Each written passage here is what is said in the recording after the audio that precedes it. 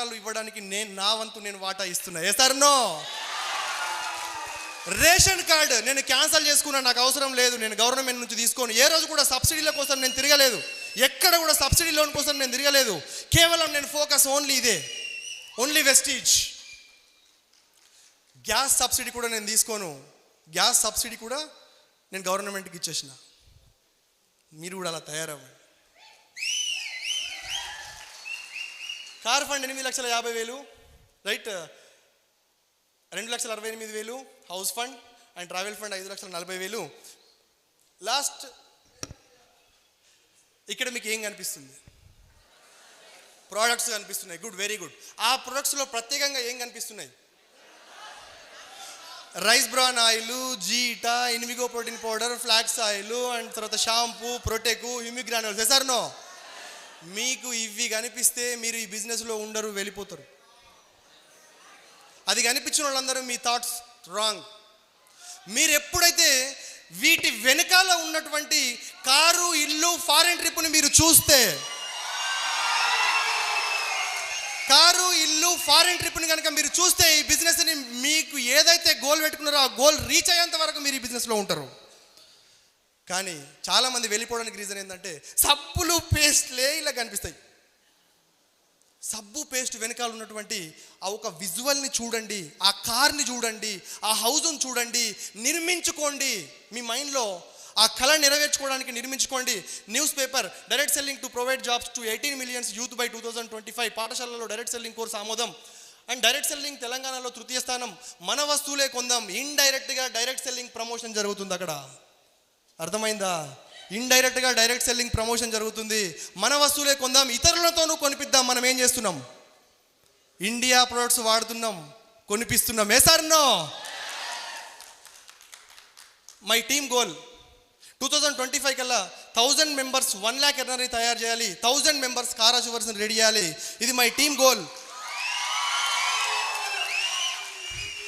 My purpose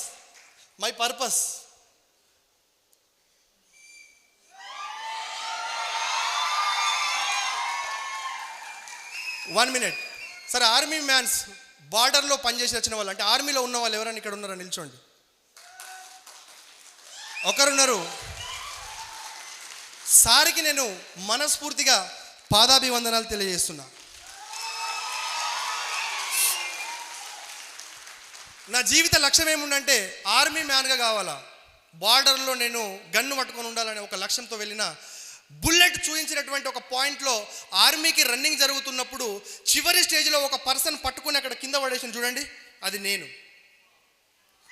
బూట్తో దాన్ని నన్ను వాళ్ళు లాస్ట్ సెకండ్లో నేను వెళ్ళిపోవడం జరిగింది. Last second. Time value. Yes or no? నన్ను పంపించలే లోపలికి, ఫైర్. కానీ దేవుడు చాలా మంచి పని చేసిండు. అక్కడ బార్డర్లో ఇండియాకి సేవ ఇద్దాం అనుకుంటున్నా, ఇక్కడ ఇండియా లోపల ఉండి ఇండియాకి సేవ చేస్తున్నాం, ఎంప్లాయ్మెంట్ ఇస్తున్నాం, హెల్త్ ఇస్తున్నాం. మనం అనుకున్న దానికంటే ఎక్కువనే ఇచ్చిండు దేవుడు. ఎసార్నో? ఇటు జమ్మూ కాశ్మీర్లో నిన్న బాంబు పేలుడు జరిగి 5 జవాన్లు చనిపోయినారు. టైం ఉంటే సార్ ఒక్కసారి మళ్ళీ మౌనం పాటించమని చెప్పండి. ఇప్పుడు నేను ఇవ్వను. Okay sir? Okay, thank you.